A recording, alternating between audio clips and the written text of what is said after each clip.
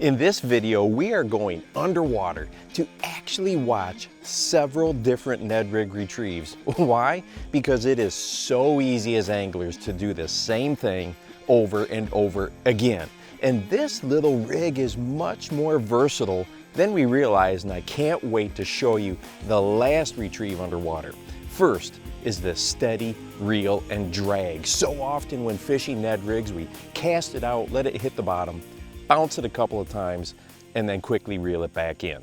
But the reel and drag allows us to use this little lure in more of a search bait manner. No, it doesn't cover water as fast as something like a jerkbait, but it does cover water. And here's the beauty of it. It looks just like a little creature scooting along the bottom. And then when we pause it, just a second, that Elastec material just stands right up again. Then continue to drag it along. This is the retrieve I use by far more than any other. Now, the other reason I really love the reel and drag is because it is much more of a tight line method, and the bass are much easier to catch. You feel the bite right away, and you literally just need to reel down and maintain pressure. And you are also less likely to have the bass inhale it too deep.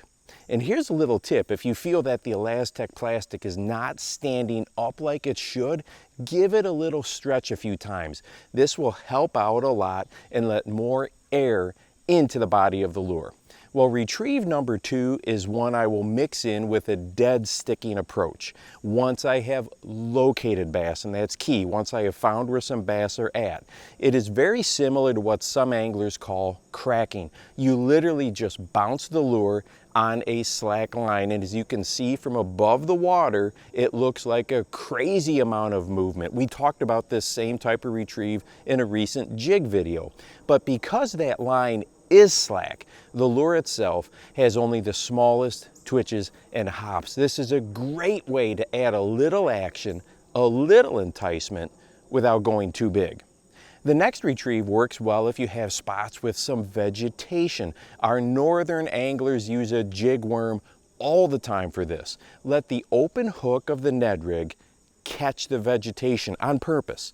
Once it snags, let it sit a second and then rip it free. This sudden movement can draw reaction strikes from bass in the area. And as we just saw in the recent video, when bass are in and around vegetation, they are often looking down into it. This is why fishing the Ned Rig like a traditional jig worm can be so effective. So in other words, if your Ned Rig gets hung on some weeds, don't give up on the cast. Rip it free and be ready. A bass in the area just may smash it instantly. Now, this retrieve was the one I was telling you about at the beginning.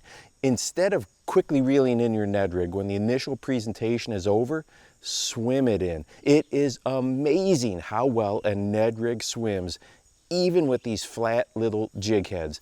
Add a little rod tap with your finger like I do with a jig minnow, and look at this. That little Ned Rig imitates a minnow, swimming through the water so well. And if you start to catch some bass swimming your Ned Rig back after that initial drop and hop, well, those bass are definitely trying to give you some clues as to what type of mood they are in. Swimming a Ned Rig on the back half of a cast is a terrific way to catch more fish and search more water. You can even swim it just above the bottom and let it glide along as well.